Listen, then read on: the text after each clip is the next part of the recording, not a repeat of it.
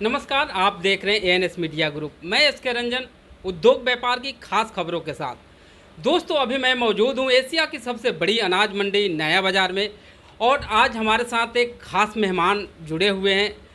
Agarwal welfare trust के chairman, दलाल गला committee के पूर्व प्रधान राजेंद्र मुरथलिया जी।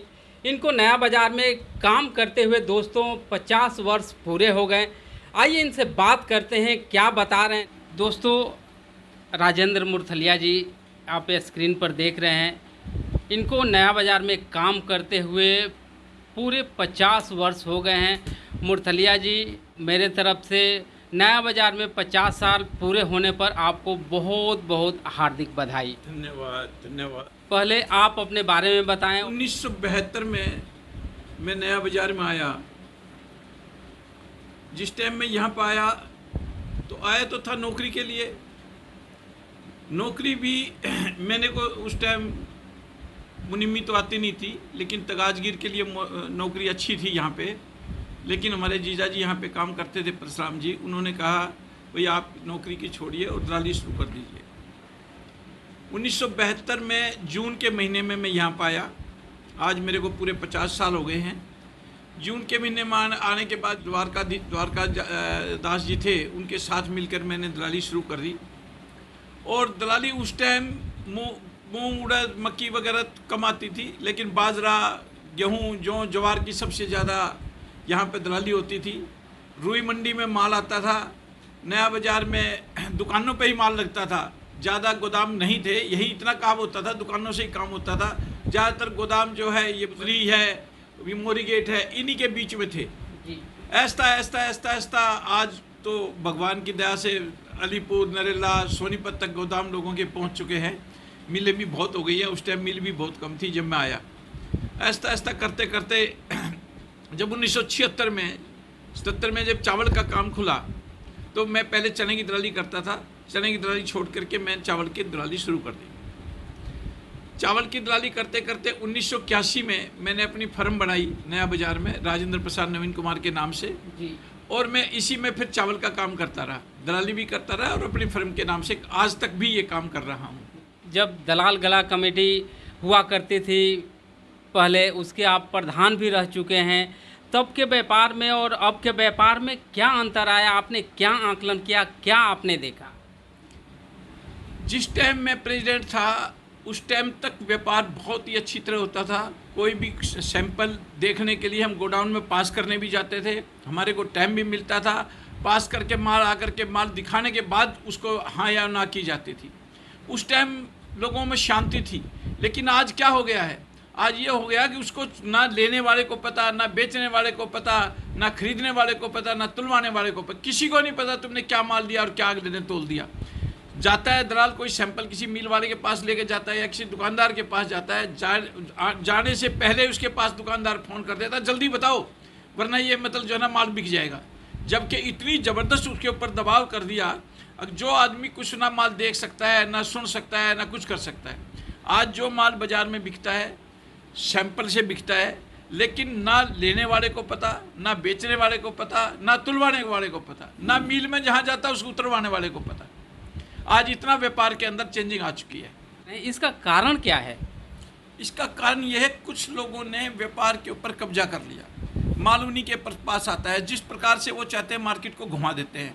उस घुमाने के अंदर वही 5-7 आदमी करने वाले होते हैं। दलाल बेचारा सैंपल लेकर के जाए, इससे पहले उसके पास फ़ोन कर देते हैं। अब मजदूरी के लिए वो भागता है, जितनी देर में भाग करके आता है। कई बार ऐसा होता है बिक भी जाता है, लेकिन 99% ऐसा नहीं होता। बता दिया जाता है अभी बिक रहा है। वो जल्दी में बेचारा मिल वाले को माल लेना होता है, वो भी माल बगैर देखे बगैर उसके लेकर के कर लेता है। सबसे बड़ा जो यहाँ पर नुकसान है, इतनी तेज़ी जो इस ज़मीनी हरकत से आई है वो आज तक पहले कभी नहीं देखने को मिली, जिससे व्यापार के अंदर काफ़ी नुकसान भी हो रहा है। आज व्यापार में इसीलिए कभी 10 रुपये का मंदा आते ही साल लोग किसी सौदे को मने कर देते हैं, कभी किसी को मने करते हैं। ये सबसे बड़ा कारण है इसका। पूरे 50 साल पूरे हो गए नया बाज़ार को देखते हैं। एशिया की सबसे बड़ी अनाज मंडी है, इसको जीवित रखने के लिए किस तरह का आप संदेश देना चाहेंगे 50 वर्ष पूरे होने के नाते?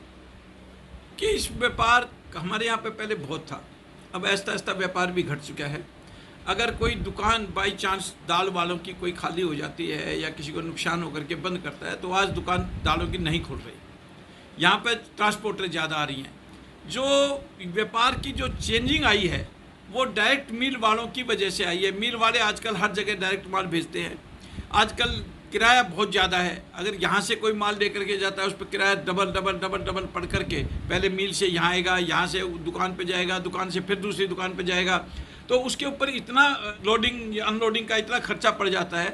तो और आजकल व्यापार के अंदर धंधे बहुत कम हो गए हैं। पहले से नया बाज़ार के अंदर 20% भी काम नहीं है। जब इतना काम होता था उस टाइम में बाज़ार के अंदर कोई मतलब हम कई बार अगर बाहर से कोई टेम्पू टैक्सी या कुछ लेना चाहे तो नहीं मिलता था।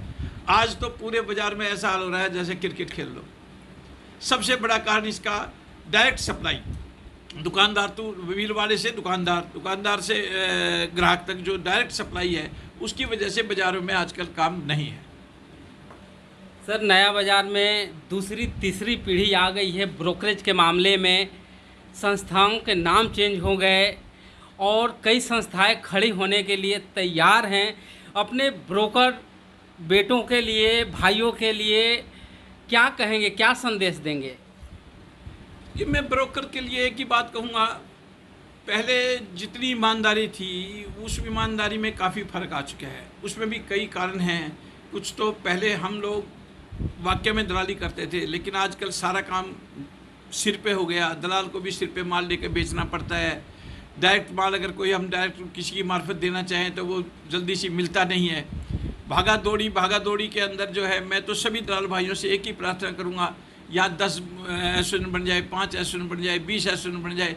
काम सिर्फ जो करना है उसने एक दूसरे के जो दोस्त हैं, भाई हैं, हम जो सब यहाँ पे व्यापारी जो हैं सब इकट्ठे हैं।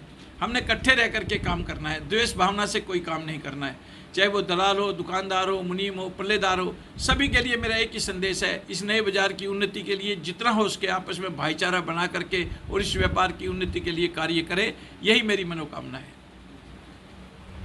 राजेंद्र मुरथलिया जी, एएनएस से बात करने के लिए और नया बाज़ार पर प्रकाश डालने के लिए, और नया बाज़ार को देखते हुए 50 वर्ष पूरे हो गए, और इन सारे मुद्दों पर बात करने के लिए आपका बहुत बहुत धन्यवाद। शुक्रिया, धन्यवाद, थैंक